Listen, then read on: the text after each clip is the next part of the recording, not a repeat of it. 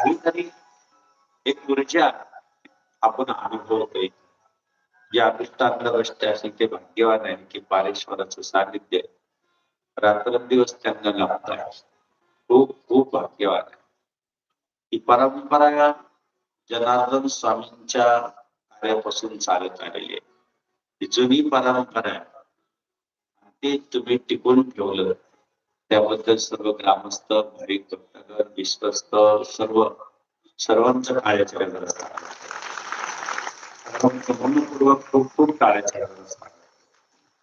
कारण हे सोपं नाहीये की आपण सर्वजण या ठिकाणी हे बघा एवढा मोठा सभा मंडप आहे. इकडे बघा आमचे तरुण मंडळ त्यांना वाटलं आपल्याला खाली जागा ते मस्त पैकी बंद त्यांचं पहिलं स्वागत केलं. किती आतुरता आहे कार्याविषयी, आपल्या धर्माविषयी, किती म्हणजे त्यांना श्रद्धा आहे बाबाजींविषयी की आपण कुठं का होईना बसून दोन शब्द ऐकतो. आणि म्हणून बाबांचंही टाळ्याच्या गजरात आम्ही स्वागत करतो.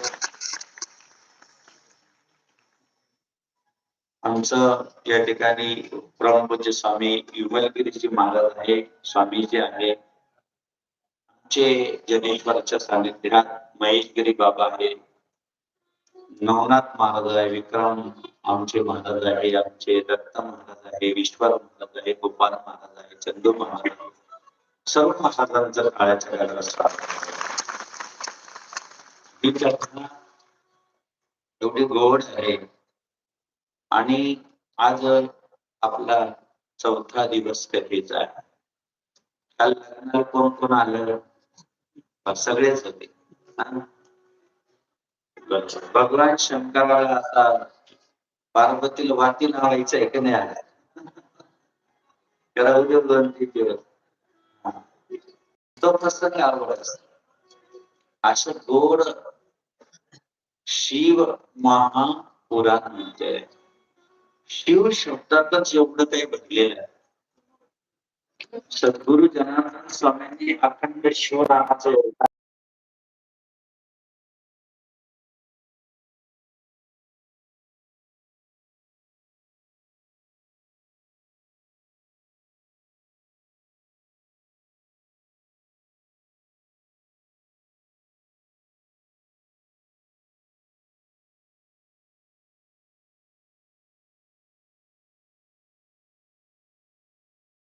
अखंड जपलं.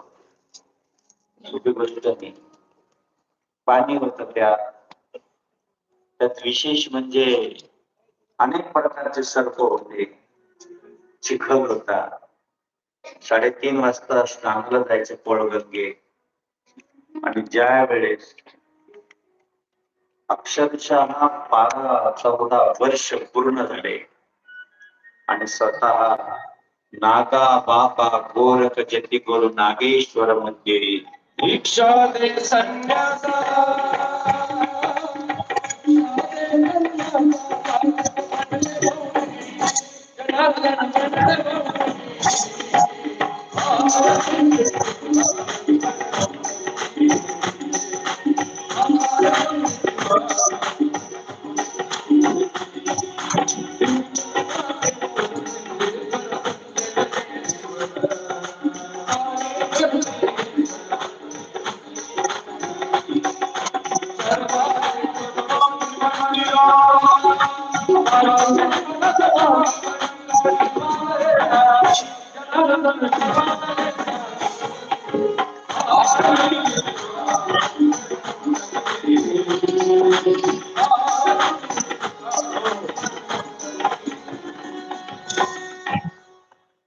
कारण आपल्याला याचं विस्मरण व्हायला नको. शिव महापुराण ते बाबाजी एक शिव अवतारच होते, याची कधीच विसर पडायला नको. मी आता कुठेवर गेलो होतो आपल्या पालख्याच्या तिकडं कुठे माझ्यात आज गेलो.